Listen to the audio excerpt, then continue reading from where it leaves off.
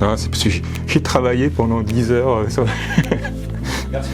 Oh pardon Yedel, je suis habituée au petit clap.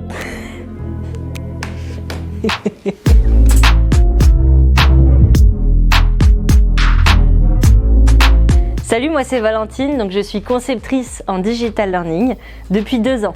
Bonjour, je m'appelle Antonin Planchette, j'ai 37 ans. Je suis concepteur en e-learning depuis 4 ans. C'est quoi une conceptrice en digital learning ? C'est une bonne question. Moi, ce que je dis à ma famille, c'est que je fais des tutos.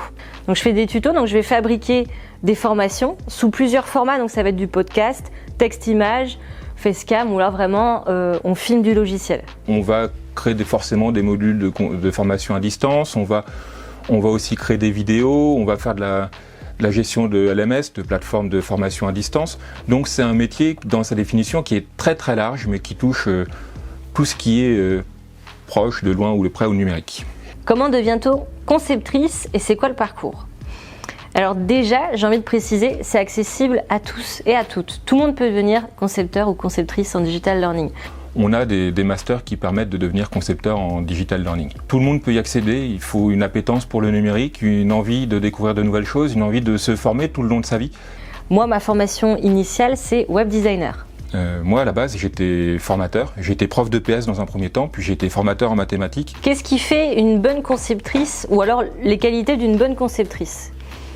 Pour moi, il y en a plusieurs. Ça va être déjà le côté pédago, transmettre l'information, aimer son métier, aimer transmettre.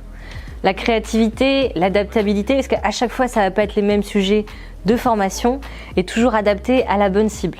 C'est quoi la journée type d'un concepteur ? C'est quoi ta routine concepteur ?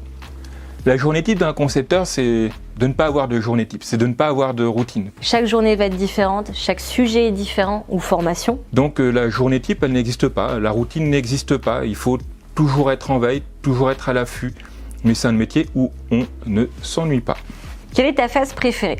Alors moi, il y en a une que j'aime particulièrement, c'est les voix off, où on se met devant un personnage, on joue avec notre voix, et on l'adapte au sujet. Mes 2 phases préférées sont celles de la réflexion. Elle est super importante et elle doit être longue parce que c'est elle qui va conditionner la réussite du projet. Et puis forcément, ma 2e phase préférée, c'est celle de l'upload.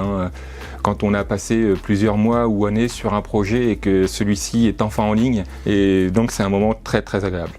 Qu'est-ce qui te motive à allumer ton ordinateur tous les jours ? Ce qui me motive à allumer mon ordinateur tous les jours, en fait, c'est de ne pas savoir ce que va être ma journée. Ce qui me motive, ça va être qu'est-ce qui va se passer aujourd'hui ? Qu'est-ce que je vais faire ? Quelle formation je vais avoir ? Qu'est-ce que je vais créer ? Y a-t-il encore de la place dans ce secteur ? Est-ce un métier d'avenir ? S'il y a encore de la place, oui, c'est sûr. La formation à distance a évolué de façon exponentielle sur les dernières années. C'est devenu une nécessité. Donc c'est clairement un métier dans lequel il y a beaucoup de débouchés. Quel type d'entreprises peuvent recruter ? Pour moi, il n'y a pas un profil type. Tout le monde, que ce soit petite, moyenne, grande entreprise, tout secteur confondu, à chaque moment, on a besoin de formation, interne ou externe. Il y a des nouveaux produits, des nouvelles machines, des nouveaux services. Il y a toujours besoin de se former. C'est pas facile de former, mais c'est indispensable. Aujourd'hui, c'est indispensable. Découvrez plus d'informations sur le métier de concepteur en digital learning sur www.ifpra-normandie.fr ou au 02 32 08 96 80.